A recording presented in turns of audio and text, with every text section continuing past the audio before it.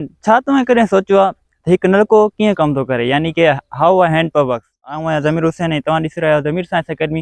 अॼु असां ॾिसंदासीं जेको आहे उहो हिकु हैंड पंप यानी कि हिकु नलको कीअं कमु थो करे ऐं उन जे पोयां जी साइंस शायदि तव्हां काफ़ी दोस्तनि खे ख़बर बि हुजे, पर असां ॾिसंदासीं त हिकु नलके जे पोयां जी साइंस छा आहे ऐं हिकु नलको कीअं थो कमु करे।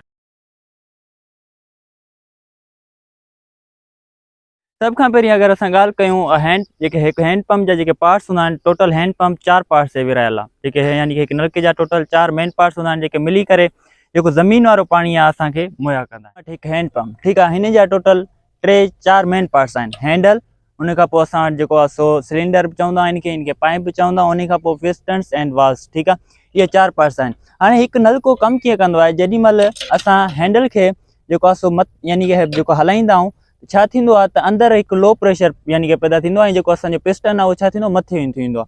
ठीकु आहे, उन खां पोइ जेको आहे सो पाणी छा थींदो आहे, मथे अची वेंदो आहे। छाजे करे ईंदो आहे त जेको जेॾी महिल असां नलके खे हलाईंदा आहियूं त इहो जेको आहे सो पिस्टन मथे थींदो त अंदरि लो प्रेशर पैदा थींदो आहे। ठीकु आहे, ऐं जेको आहे सो एटमॉस्फेरिक प्रेशर उन जे जेको पाइप आहे उनजे अंदरि वेंदो ऐं पाणी खे छा कंदो, मथे आणींदो।